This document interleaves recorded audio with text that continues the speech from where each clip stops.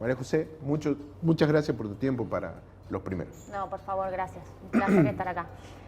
Mira, te escuchaba hablando de anuncios políticos y la verdad es que para hablar de la situación de empleo me voy a remitir a la última información que dio el ministro de Economía, Sergio Massa, a través de su cuenta de Twitter, a la que nos tiene acostumbrados, en donde se refería a la situación laboral diciendo, por ejemplo, que la tasa de empleo que tenemos hoy es la más alta desde por lo menos el año 2003 y que en comparación a 2019 hay más de 1 millón de personas más trabajando. Yo lo que quisiera es que la gente no se quede simplemente con estos discursos que suenan bien y que tratemos de desmenuzar un poco y de explicar las causas de esto que están diciendo. Que efectivamente tiene algo de verdad, no es que están mintiendo, pero hay una lectura muy simplificada. Si miramos, por ejemplo, la última publicación del INDEC, el Instituto Nacional de Estadísticas y Censos, para el cuarto trimestre del año 2022, lo que vemos es que, analizando la población ocupada, efectivamente tenemos una tasa de empleo de un 44,6%, que es mayor, y esto representa 13 millones de ocupados. Pero creció el empleo público un 13% en comparación a 2019, para utilizar el mismo año de referencia del ministro, contra solo un 5% de crecimiento del empleo privado. Es decir, hay 271.000 personas más con empleo en el sector público. Primer punto. En el Estado, primer punto. Creció el empleo privado, ¿no? Quiero aclarar esto, pero no tanto como creció el empleo público. Por otro lado, si uno va un poquito más al detalle y mira dentro de los ocupados, los asalariados, encontramos que un 35,5% está trabajando en condiciones de informalidad. ¿Sí? 1 de cada 3. Exactamente.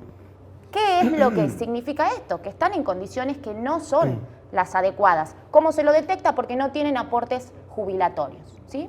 Por otro lado, hay un punto que no es menor, que tiene que ver con un informe del Ministerio de Trabajo que complementa esta información del INDEC, en donde vemos la situación del empleo formal, el registrado, el que hace aportes jubilatorios, ¿sí? Ahí lo que podemos analizar es que en las distintas categorías de empleados asalariados, el monotributo social aumentó un 70% en comparación al 2019. ¿Qué es el monotributo social? Es una categoría que se creó especialmente para situaciones de vulnerabilidad de algunas personas, ¿sí? Ahora, ¿qué es lo que pasa con esto? Ese monotributo social está en un 95% subsidiado y está asociado básicamente a los planes Potenciar Trabajo. Es decir, estamos tratando como ocupados a una población que encubiertamente recibe un plan social.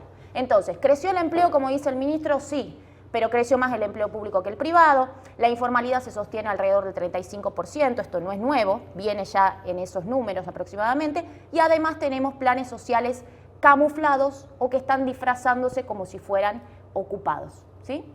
Ahora, toda esta situación no se reparte de la misma manera en las distintas provincias, ¿no? ¿Qué es lo que pasa, por ejemplo, con el caso de Tucumán? Acá tenemos una situación mucho peor. ¿Por qué lo digo? Porque si miramos de nuevo la situación de los empleados, de los ocupados, nuestra tasa de empleo es de un 42%, es la peor de todo el noroeste argentino. Y además estamos en el 7º lugar con la peor tasa de todo el país. ¿Qué pasa en Tucumán? También crece más el empleo público que el privado, 3 veces más, a un ritmo que lo venimos viendo ya hace más de una década, ¿sí? Hoy tenemos aproximadamente 140.000 empleados registrados.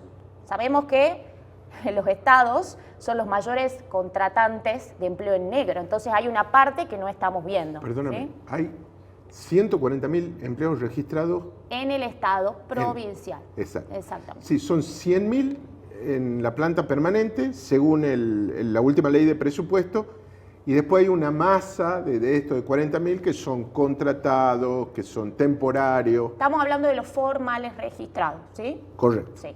Ahora, también lo que pasa es que tenemos una informalidad que supera en 10 puntos al promedio nacional. Tenemos un 45% de informalidad, que también se viene sosteniendo y empeorando en un 40% aproximadamente hace una década, ¿sí? Y por otro lado, haciendo el mismo análisis paralelo a la nación, Tucumán es la segunda provincia que más planes Potenciar Trabajo recibe. Son 71.000 beneficiarios, por lo menos a el año pasado, a fines del año pasado, porque sabemos que este año hubo todo un reajuste y bajas, ¿no?, de muchas personas que no cumplían los requisitos. Pero de nuevo, acá tenemos una porción que se está camuflando como ocupados, ¿sí? En cuanto a la tasa de desempleo, de nuevo, tenemos una tasa de desempleo de un 7,1%, por encima del promedio del noroeste argentino. Y somos la tercera peor provincia en todo el país. Ahora, no nos podemos quedar cuando hablamos de problemas de empleo solamente con la tasa de desocupación. Si miramos, por ejemplo, además de los desocupados, los subocupados, que son esta categoría de personas que trabaja menos de 35 horas semanales, pero que está dispuesta a trabajar más. Y a eso le sumamos los ocupados, las personas que ya tienen un trabajo, pero que buscan, porque necesitan, otro trabajo adicional, ¿sí? ¿Qué es lo que vemos? Que Tucumán, con esos tres indicadores juntos, es la peor provincia de todo el país.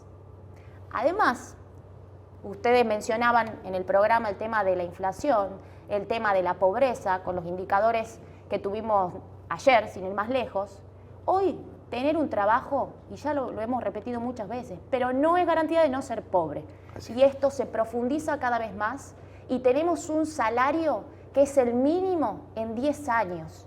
No alcanza para llegar a fin de mes, no alcanza con tener un trabajo y tampoco alcanza con las políticas que venimos viendo, que no solamente se implementan desde la Nación, sino que también en las provincias, y tenemos un referente que estuvo como jefe de gabinete de la Nación ¿cuánto tiempo? No nos olvidemos de eso, que tiene políticas similares, que no hacen otra cosa que presionar al sector privado, que evitar que el empleo privado crezca y hacer que el Estado siga, ¿no?, de alguna manera haciéndose cada vez más grande, sin permitir el crecimiento genuino que necesitamos para que esta situación empiece a acomodarse, ¿no?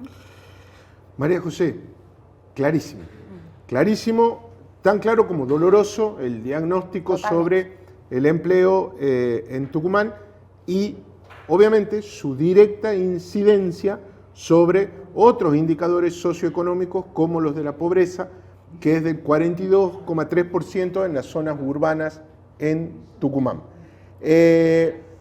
Muchas gracias por tu tiempo y tu experticia para con los primeros.